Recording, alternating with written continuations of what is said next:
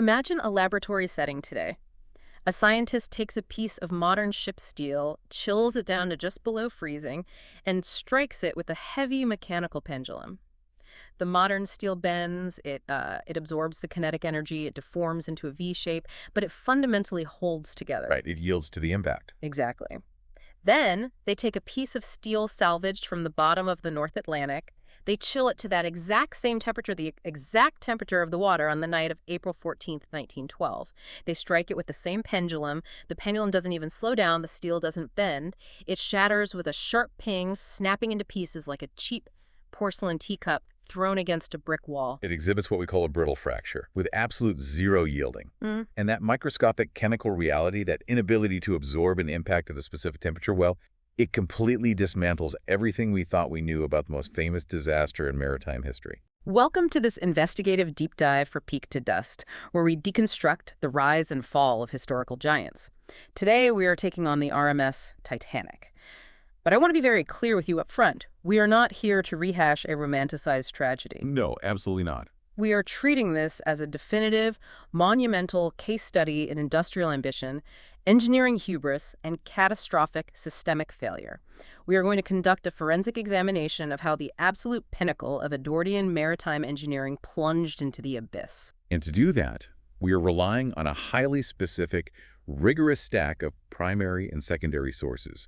We will be analyzing the official transcripts from both the United States Senate inquiry and the British Board of Trade Rec Commissioners inquiry. The actual raw testimonies? Yes, the original testimonies. We are also diving into the original Harland and Wolff shipbuilder blueprints, the financial ledgers from Lloyd's of London insurance syndicates, and as you just alluded to, modern metallurgical analyses conducted by the National Institute of Standards and Technology, or NIST, alongside Canamet and other material scientists. There is no room for the mythology you've seen in the movies here. We're going to deconstruct the actual why and the how behind this collapse. And to understand the physical failure of the ship, we actually have to start with a massive economic collision. That's right. The context is everything. Because the Titanic wasn't built in a vacuum. It was the direct result of a fierce, almost existential transatlantic shipping rivalry at the dawn of the 20th century. You have the White Star Line, which is this proud British institution, but right around 1902, the ground completely shifts under their feet, doesn't it? It does, and it's just entirely because of American capital, specifically J.P. Morgan. Right. By 1902, Morgan had already engineered massive consolidations in American railroads and steel. He looked at the transatlantic shipping industry and decided he wanted to organize that too. He wanted a monopoly on the ocean. Precisely. He formed a colossal trust called the International Mercantile Marine Company, the IMMC. The American merchant marine had been languishing since the end of the Civil War. They lacked capital, they lacked modern ships, and Morgan saw an opportunity to essentially buy European dominance. And White Star was his crown jewel in this buyout. Exactly. Morgan purchased the White Star Line for roughly $32 million. Which, I mean, in 1902 is an astronomical sum of money. It was staggering. To calculate that valuation, Morgan essentially took White Star's earnings from the year 1900, and he even subtracted the abnormal profits they made chartering ships for the Boer War, and he multiplied that base number by 10. Wow. That final $32 million price tag was a full third more than Morgan's syndicate had originally planned to offer. So now, almost overnight, the White Star Line has the bottomless backing of an American banking monopoly. But this aggressively awakens a sleeping giant.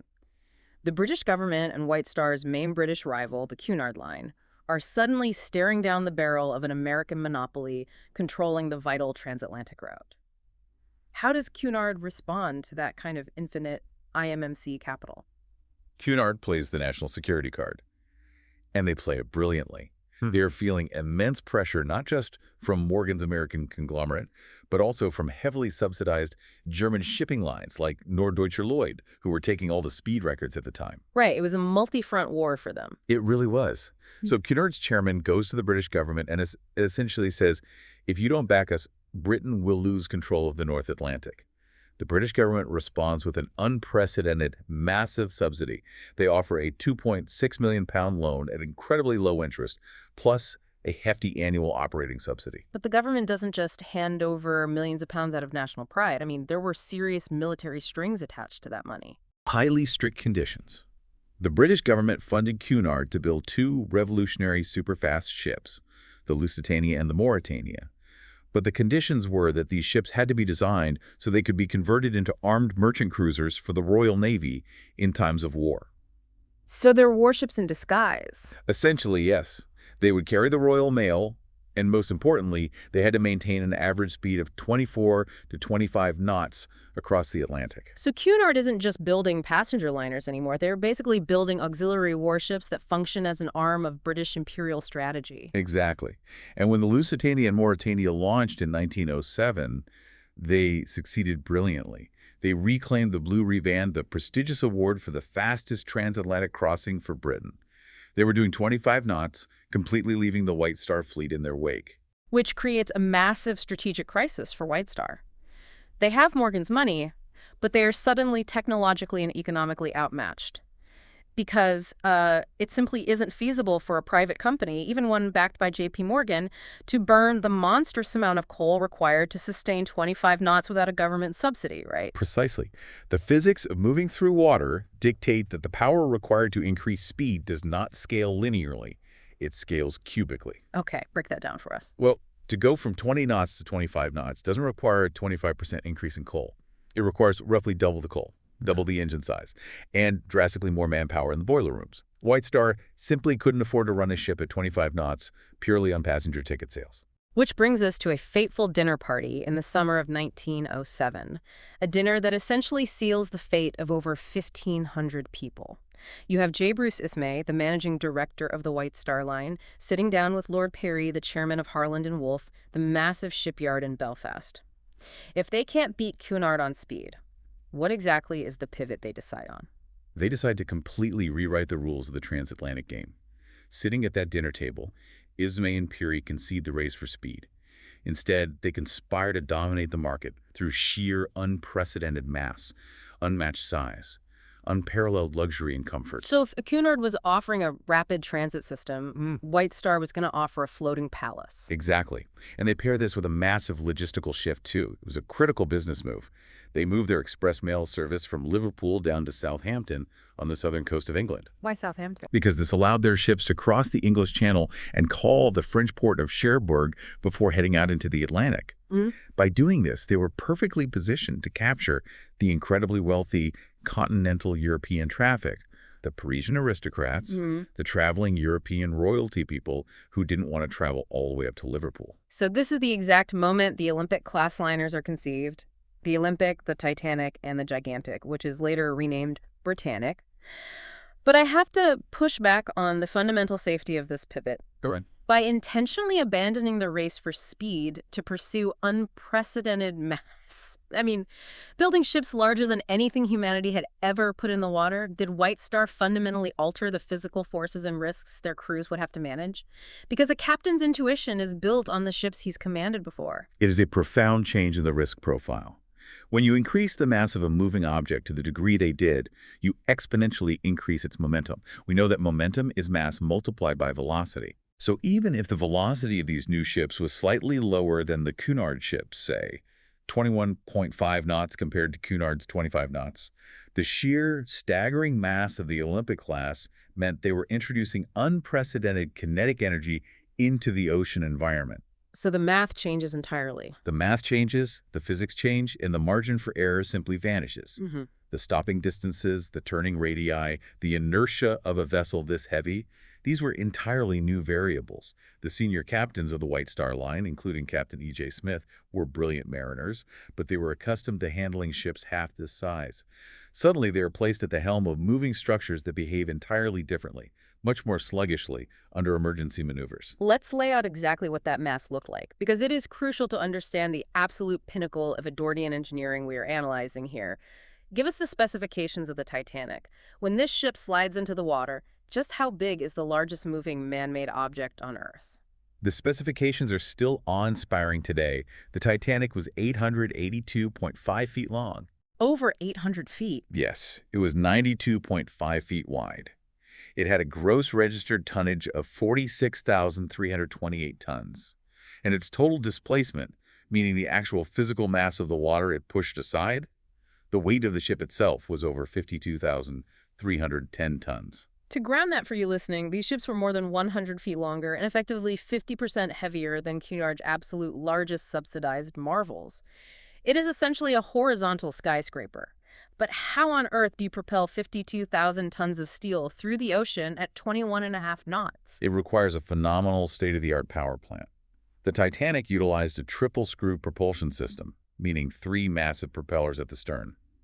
The 2 outer propellers were driven by 2 massive 4-cylinder triple-expansion reciprocating steam engines. And how big are those engines? These things were essentially 4 stories tall. Then, the exhaust steam from those reciprocating engines was fed into a central low-pressure Parsons turbine that drove the middle propeller.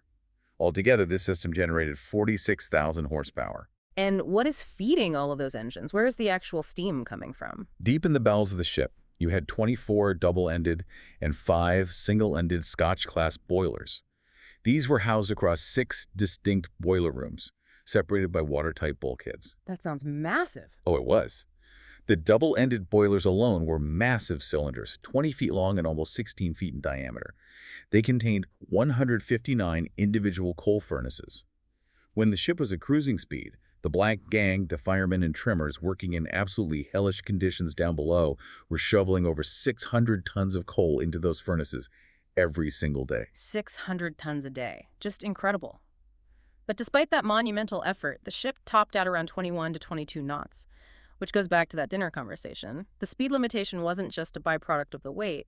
It was an active design choice to prioritize luxury, right? Very much so. The engineers specifically pitched the angle of the propeller blades to reduce the intense vibration that plagued the faster ships. If you were a first-class passenger on the 25-knot Lusitania, especially if your cabin was toward the stern, the ship would rattle your teeth. Not exactly luxurious. No, the vibration was a major complaint. White Star capitalized on that. They sacrificed those 3 or 4 extra knots of speed to guarantee a smooth, vibration-free, utterly seamless ride. But just building a machine of this scale requires industrial infrastructure that frankly didn't exist before they drew up the plans. How did Harland and Wolff even manage to build this? They had to practically rebuild the shipyard before they could build the ship. Harland and Wolff's yard in Belfast, known as Queen's Island, was already massive, but it simply wasn't wide enough. So what do they do? They had to tear up 3 existing dockyard slipways and merge them into 2 gigantic slips just to accommodate the width of the Olympic and the Titanic being built side by side. And they had to invent new ways to just lift the steel. They did. They commissioned the construction of the aerial gantries. These were colossal, skeletal steel structures built entirely over the slipways, standing 220 feet high. They were equipped with a network of moving cranes and electric lifts just to hoist the massive hull plates and frames into place. It's an entire skyline just to build the ship. Exactly. They also had to purchase a custom-built 200-ton floating crane just to lift the massive Scotch boilers and those 4-story steam engines into the hull once the ship was launched. The Belfast shipyard essentially operated as a self-sufficient industrial city. They had their own plating sheds, their own boiler shops, and a massive mold loft where shipwrights laid out the exact dimensions of every steel component in full-scale wooden templates. So we have this 52,000-ton Leviathan built with staggering precision. But going back to the physics of moving that much mass, what happens when this horizontal skyscraper actually has to hit the brakes? Do we have hard data on how this class of ship handled? We do. And it comes from the sea trials. The Olympic and the Titanic underwent trials in Belfast Lough and the Irish Sea just weeks before they entered service. During those trials, the engineers and officers performed what is called a crash stop. Okay, so full speed to a dead stop. Right. They took the ship from full speed ahead and ordered the engines reversed to full astern. What were the actual results? It took the ship 850 yards, or 777 meters, and 3 minutes and 15 seconds to come to a complete dead halt in the water. Furthermore, when they tested the steering, her turning circle had a massive diameter of 3,520 meters. Wait, 850 yards to stop? That's nearly half a mile. Exactly. The sheer forward momentum of 52,000 tons moving at over 20 knots meant that agility was a physical impossibility. Any hazard sighted dead ahead required an enormous lead time to avoid. The ship was a marvel of forward propulsion, but it was practically blind to sudden changes in its path. Which brings us to the most dangerous element of this entire endeavor, the illusion of invincibility. Because despite those massive turning radii and stopping distances, the White Star Line, the media, and the passengers believed the ship was fundamentally immune to the ocean. It was famously dubbed unsinkable. Where did that specific mythology come from? Was it just marketing spin, or was it rooted in actual engineering? It was rooted in an engineering reality that was then dangerously exaggerated by marketing. The whole design, overseen by Harland and Wolff's chief designer Thomas Andrews, was legitimately advanced for its time. The lower portion of the hull was divided into 16 main watertight compartments, separated by 15 massive transverse steel bulkheads. And the theoretical safety models they published based on those bulkheads were what captured the public's imagination. Right. The mathematical models stated that the ship could stay afloat if any two adjacent compartments flooded. Furthermore, the ship could sustain the total flooding of the first four compartments in the bow, which is the absolute worst-case scenario they could imagine, and still remain buoyant. It was considered revolutionary. Right. The press just ran with it. They did. The trade magazine, The Shipbuilder, described the watertight doors and bulkheads and concluded the ship was practically unsinkable. Practically unsinkable. But there was a massive, fatal compromise in the execution of this design. Let's break down exactly where the engineering hubris overrode common sense. The bulkheads didn't go all the way up, did they? They did not. And this is the critical architectural flaw. The transverse bulkheads separating these 16 compartments did not extend all the way up to the uppermost continuous deck. How high did they go? Depending on where they were in the ship, they only extended up to D or E deck. This meant they only rose a few feet above the ship's deepest loaded waterline. And crucially, they were not capped or sealed at the top. They were essentially open-topped boxes. I want to make sure I understand this. If you are building a ship with watertight compartments, specifically to survive a puncture, why on earth wouldn't you seal the tops of the compartments or run the steel walls all the way to the top deck? It all goes back to the core strategy of the White Star Line: luxury and uninterrupted passenger spaces. If you extend solid steel walls all the way up through the ship, you disrupt the grand promenades. You block the sweeping dining rooms. You make it incredibly difficult for first-class passengers and the stewards serving them to move seamlessly through the massive public spaces on the upper decks.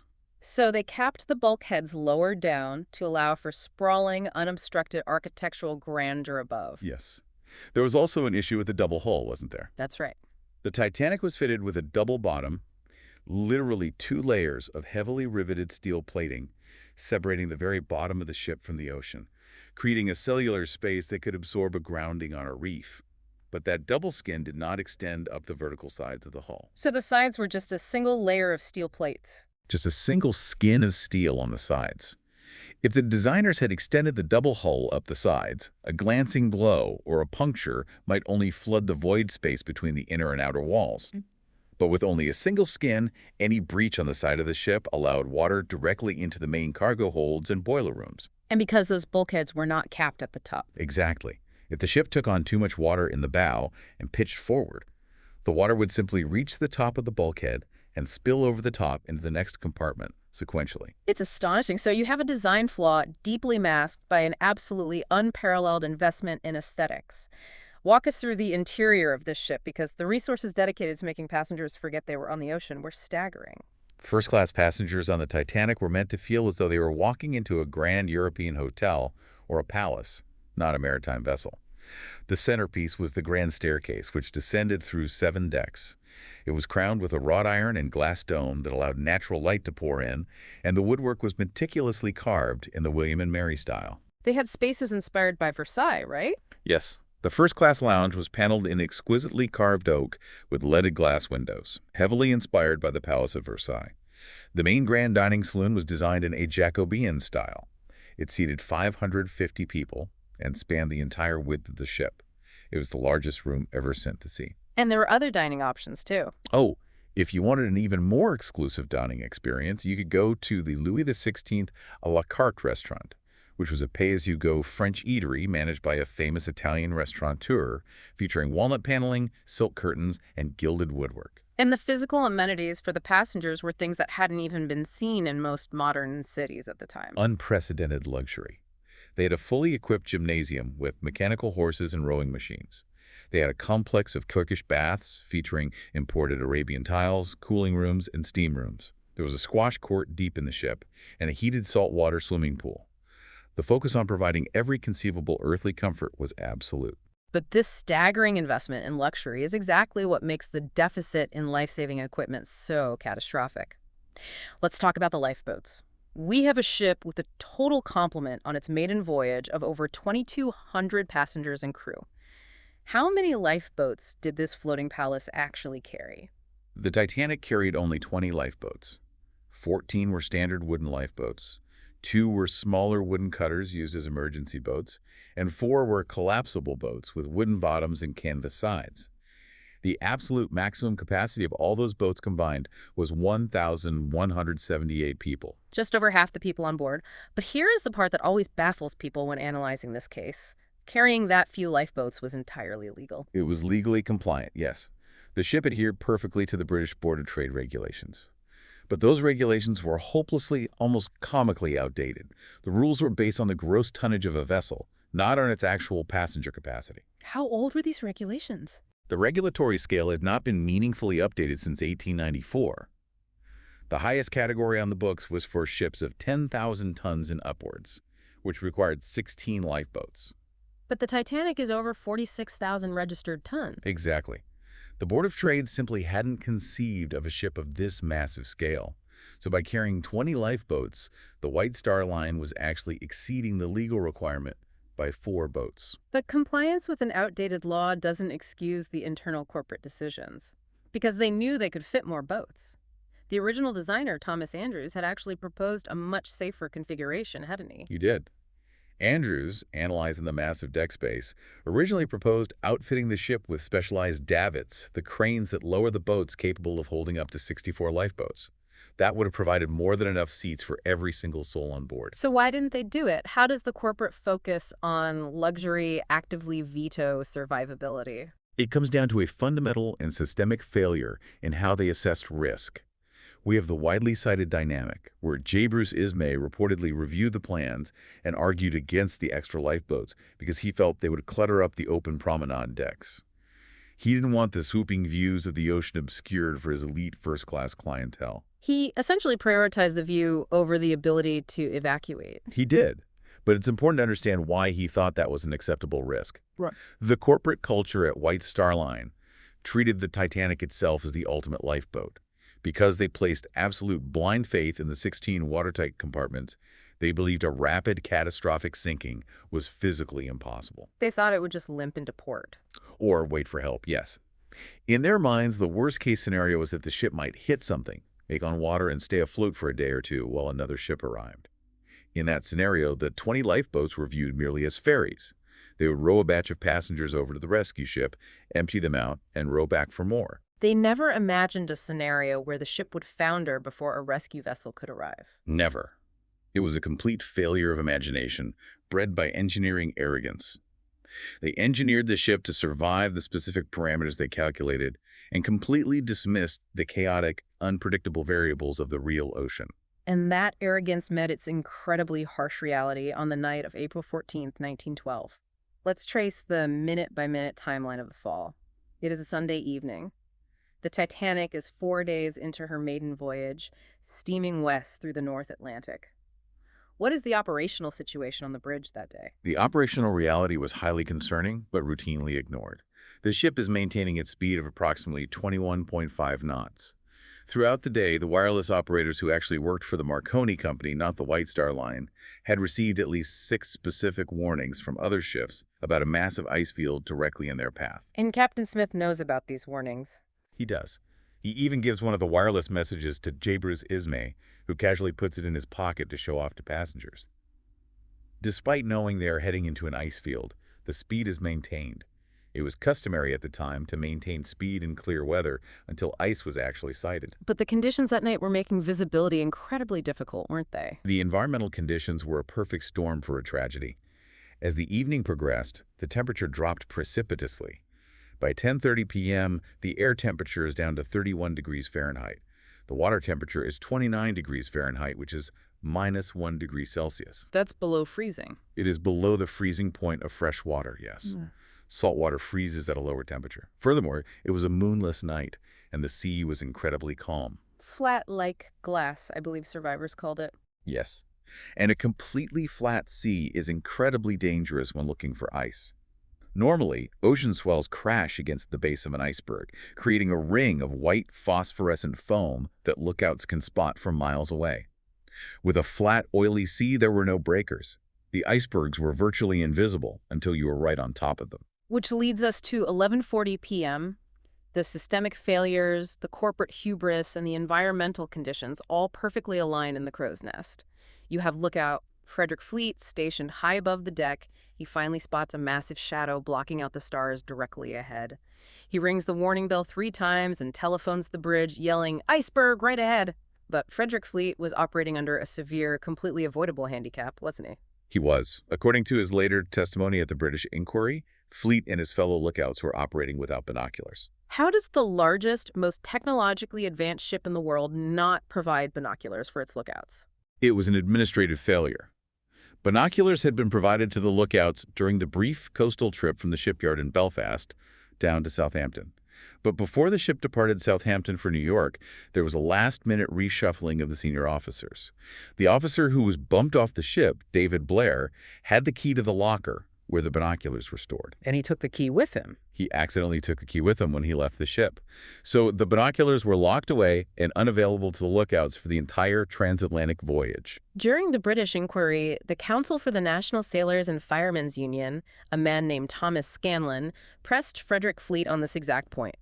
He asked Fleet point blank, "Do you think if you had had glasses, you could have seen the iceberg sooner?" Fleet replied, "Certainly." Scanlon followed up, "How much sooner do you think you could have seen it?" And Fleet's response is one of the most haunting lines in the entire transcript. He said, "In time for the ship to get out of the way." It's a devastating admission. The Wreck Commissioner, Lord Mersey, ultimately concluded that binoculars were not strictly necessary for lookouts. He argued they reduced the field of vision, which was a highly controversial finding designed to protect the White Star Line.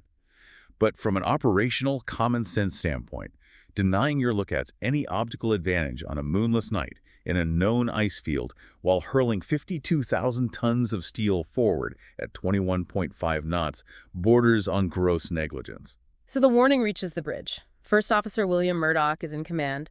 He immediately orders the helm turned hard a starboard, trying to swing the ship's bow to the left, and he rings the telegraph to reverse the engines to full astern. But as we established earlier with the sea trials, you cannot just swerve a horizontal skyscraper. The physics were entirely unforgiving. The ship had way too much forward momentum, and it was too close to the iceberg. In fact, by ordering the engines reversed, Murdoch likely made the situation worse. Why? Wouldn't you want to slow down? Intuitively, yes. But mechanically, no. A ship's rudder works by having water pushed forcefully across it by the propellers. By stopping and reversing the engines, Murdoch drastically reduced the flow of water across the rudder blade, which reduced its turning effectiveness. The ship essentially slid forward sluggishly. It didn't turn fast enough. So it hits. Yes. The Titanic brushed along a submerged, jagged spar of the massive iceberg along her starboard side. For decades, based on the inquiries and early theories, the accepted narrative was that the iceberg acted like a giant can opener. The belief was that it tore a massive 300-foot continuous gash right down the side of the hull, slicing the steel wide open.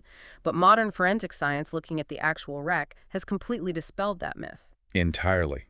When modern expeditions utilize subsurface sonar to map the wreckage buried deep in the mud of the ocean floor, they prove definitively that there is no 300-foot gash. Instead, the collision caused only 6 relatively thin, distinct tears. It was essentially a series of small punctures and separated, buckled seams along the hull plates. Do we know the actual total surface area of those openings? We do. When you add up those 6 thin tears, the total open area exposed to the sea was roughly 1 square meter, about 12 square feet. Wait, 12 square feet? Yes, just 12. I just want to pause on that. 12 square feet is essentially the size of a standard closet door. Are you telling me that a hole the size of a standard door sank a 52,000-ton vessel? How does a hole that small physically bring down the largest ship in the world? It's an incredible realization, isn't it? It comes down to location, location, location. And that spillover effect we discussed with the bulkheads. Those 6 thin tiers were not concentrated in one spot. They were spread out linearly across the first 6 watertight compartments on the starboard side. The water was pouring into the forepeak, the 3 forward cargo holds, and boiler room number 6. And because it's spread across 6 compartments, the pumps simply can't keep up. Exactly. The rate of the incoming water completely overwhelmed the ship's pumping capacity. As thousands of tons of seawater filled the bow, the immense weight began pulling the front of the ship down into the ocean. The bow pitched downward. And because those bulkheads separating the compartments only went up to E deck and were completely open at the top, the water simply rose to the ceiling of compartment number 5 and spilled over the top of the bulkhead into compartment number 6. Like an ice tray filling up. Exactly like an ice tray. Then compartment 6 filled, and the water spilled over into compartment number 7. It was a sequential, completely uncontrollable cascade. The ship was literally pulling itself underwater. Which brings us to perhaps the most fascinating, rigorous aspect of the postmortem, the metallurgy of the catastrophe. Why did the massive steel hull fail in a series of buckled plates, small tears, and popped seams, rather than just denting or bending in under the pressure? To answer that, we must look at the brilliant forensic investigations conducted by metallurgist Tim Falk at the National Institute of Standards and Technology, alongside researchers at Canada and material scientist Dr. Phil Laley. These scientists actually acquired physical samples of the Titanic's hull steel and the rivets recovered from the debris field. What exactly were they looking for? They wanted to understand the microstructural properties of the materials used in 1912. And their analysis completely reframed our understanding of the disaster. When they analyzed the chemical composition of the Titanic's hull steel, they discovered it possessed unusually high concentrations of sulfur and oxygen, and very low levels of manganese. Okay, I am not a metallurgist. What does high sulfur and low manganese actually do to a thick plate of steel? It drastically alters what is called its ductile to brittle transition temperature.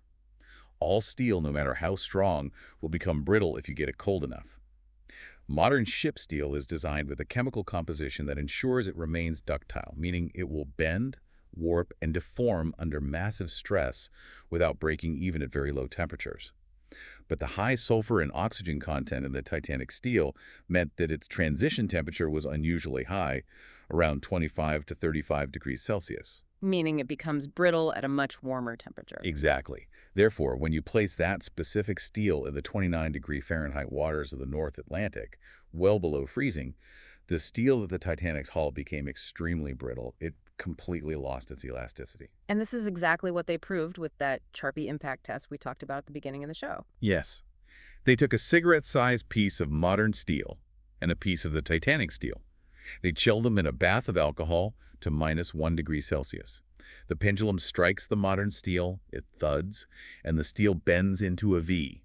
It yields to the kinetic energy. But when the pendulum strikes the Titanic steel, you get that sharp ping. The steel completely shattered, snapping in two, and flew across the room. It exhibited zero yielding. Why does sulfur do that at a microscopic level? The high sulfur content reacts with the iron to create microscopic stringers of iron sulfide within the grain structure of the steel. In the freezing water, those stringers essentially act as pre-existing highways for crack propagation. They are microscopic fault lines. So when the 52,000-ton ship slammed into the iceberg at 21.5 knots, the hull plates didn't crumple inward to absorb the colossal impact.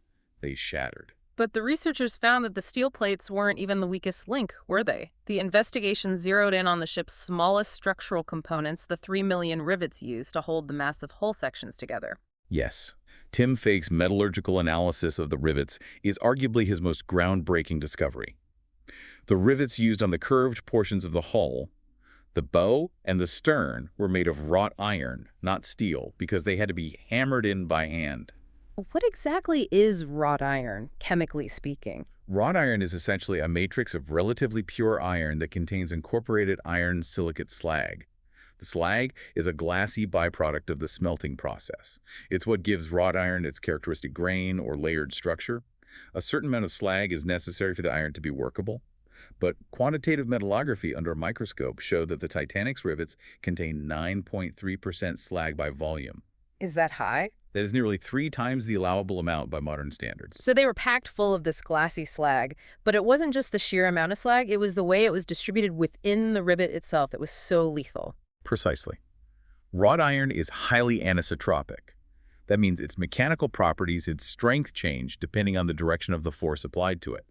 Think of a piece of wood.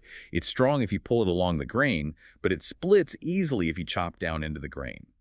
In these rivets, the excessive slag was distributed in large, thick stringers. And what happens when the shipbuilders heat those rivets up and hammer them into the hull to create the rounded head? When they hammered the glowing rivet to form the inner head, those thick slag stringers were forced to bend. They ended up in an orientation that was perpendicular to the shaft of the rivet. Wait, so the slag is sitting sideways inside the head of the rivet? Is that kind of like, imagine a cheap plastic zipper on an overstuffed suitcase? The zipper teeth look fine when the suitcase is just sitting there, but the moment you subject that bag to a sudden impact, say you throw it onto a baggage carousel, the lateral pressure pulling away from the zipper is too much. The weak teeth snap off and the entire suitcase just violently bursts open. Are we saying these microscopic slag stringers acted exactly like that cheap zipper? That is a highly accurate comparison. Because the slag stringers were oriented sideways, perpendicular to the stress direction, there was virtually no interfacial strength holding the rivet head to its shaft. Add in the freezing temperatures, and that excessive slag made the rivets dangerously brittle. So walk us through the micromechanics of the collision. The iceberg hits. The immense force of the iceberg impact hits the hull. The steel plates, being brittle, flex and push inward. That immense lateral stress is immediately transferred to the rivets holding those plates together. Because of the sideways slag stringers, the rivet head simply snapped off. They popped right off the shafts. And then it's a domino effect. Yes. Once a few rivets popped, the massive load immediately transferred to the adjacent rivets, which also couldn't handle the strain. They popped, causing a chain reaction. The seams of the hull literally unzipped, allowing the water to rush in through those thin, fatal tears identified by the sonar mapping. It is deeply unnerving to realize that a microscopic chemical flaw, too much slag in a wrought iron rivet, and too much sulfur in a steel plate completely sealed the fate of a 52,000-ton Leviathan. But beyond the microscopic failure, we have to look at the macroscopic fallout. The human consequences, the death toll, and the intense corporate accountability exposed in the immediate aftermath. The disaster led to two massive, highly publicized inquiries, the United States Senate hearings, led by Senator William Alden Smith, and the British Wreck Commissioner's inquiry, led by Lord Mersey. Let's start with the Americans. They didn't even wait for the survivors to process the trauma, did they? They absolutely did not. The American Senate hearings began the very next morning after the rescue ship, the Carpathia, docked in New York.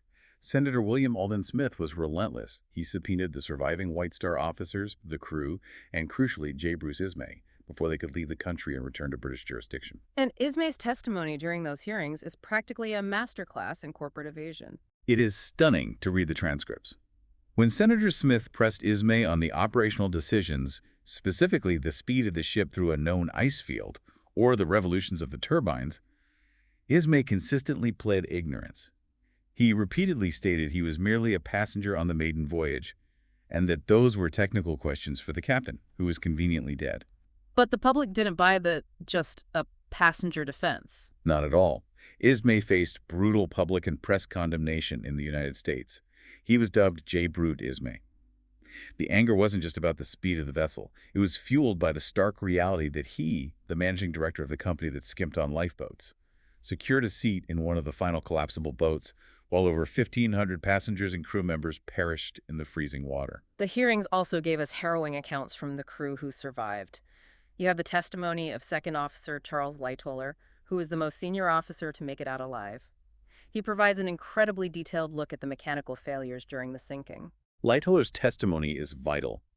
He detailed the failure of the automated systems. For example, some of the watertight doors, which were supposed to drop automatically or be controlled from the bridge, had to be painstakingly closed by hand with a brass key and a spindle wrench by the crew deep in the ship. And Lightoller's own survival story is terrifying. It paints a picture of just how violent the final moments of the structure were. He described standing on the roof of the officers' quarters as the bridge dipped underwater. He was actually sucked down against one of the massive ventilation grates as the ship plunged. He thought he was going to drown, but a sudden blast of hot air from an exploding boiler deep within the ship actually blew him back to the surface. Unbelievable. He survived by clinging to the hull of an overturned collapsible raft. And from that vantage point, he explicitly described watching the massive forward funnel a steel structure weighing dozens of tons, snap its securing cables, and collapse directly into the water, crushing swimmers, as the ship's entire structural integrity failed and the hull ripped in half. Contrast that chaos and the fracture of the Titanic's command structure with the actions of the man who actually saved Lightoller and the other 700 survivors. The inquiries highlighted an incredible stark contrast in leadership with Captain Arthur Rostron of the Carpathia. Captain Rostron's actions on the night of April 14th are still studied today as the absolute gold standard for maritime crisis management. When his wireless operator received the Titanic's distress call, the Carpathia was 58 miles away. Rostron didn't hesitate or hold a committee meeting. He immediately calculated a new course, turned his ship around, and mobilized his entire crew for a mass rescue operation. What specifically did he do to get there so fast? He needed speed. The Carpathia was a much smaller, slower ship, normally maxing out at 14 knots. Rostron ordered the heat and hot water cut off to the passenger cabins. He diverted every single ounce of available steam pressure directly into the ship's engines, pushing the vessel to an unprecedented 17 knots. And he is navigating through the exact same deadly ice field that just sank the Titanic in pitch darkness. Exactly. He posted extra lookouts, and while they raced through the ice, he completely transformed his ship.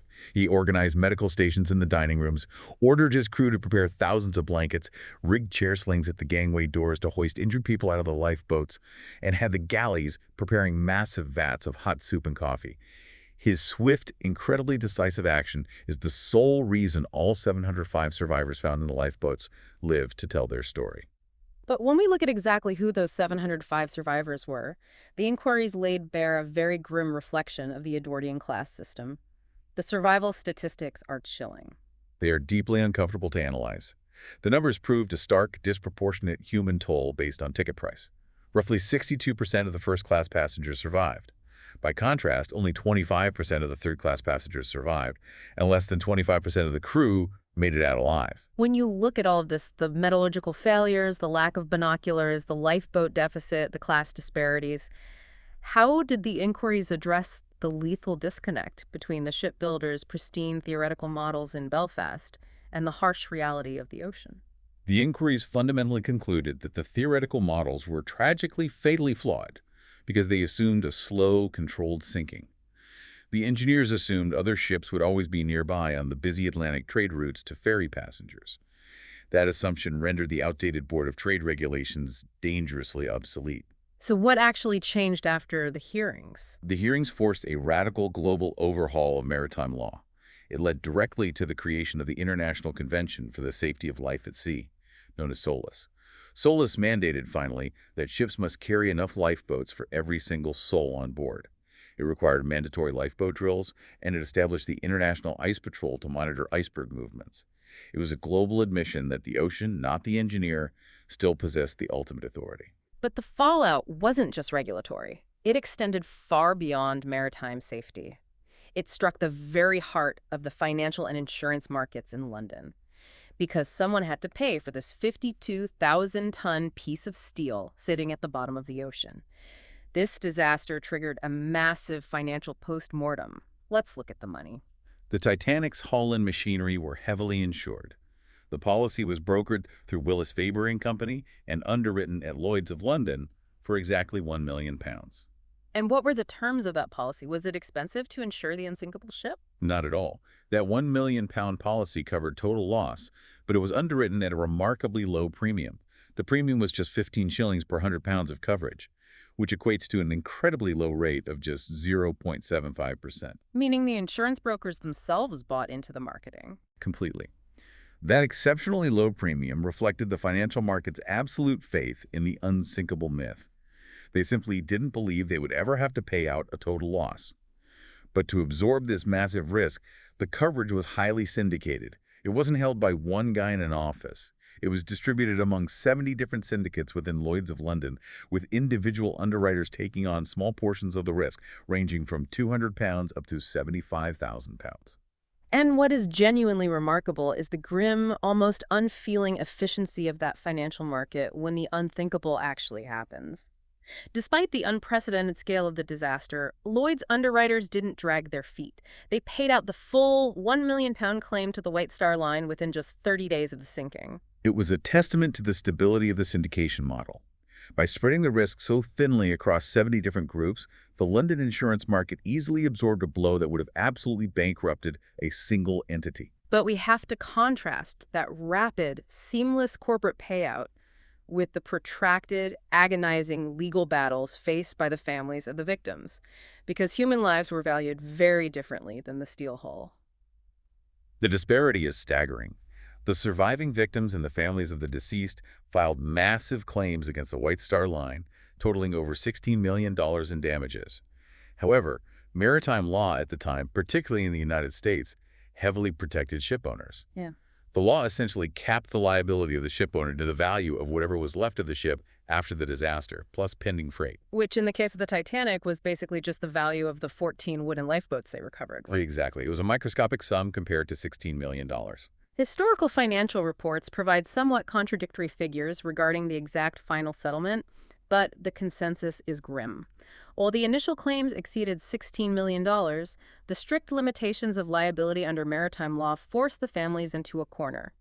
They ultimately had to accept a drastically reduced, negotiated settlement in 1916. Reports suggest the final compensation pool for all the families combined was roughly $664,000. And regardless of the precise accounting or how the distribution models varied between claimants, that final compensation was universally recognized as a deeply inadequate, almost insulting fraction of the true human and economic cost. And this disaster ultimately marked the beginning of the end for the White Star Line itself. The aura of invincibility was permanently shattered. It was. While the Titanic's older sister ship, the Olympic, actually went on to have a very long and highly successful career, she even earned the nickname Old Reliable for safely transporting thousands of troops during World War I.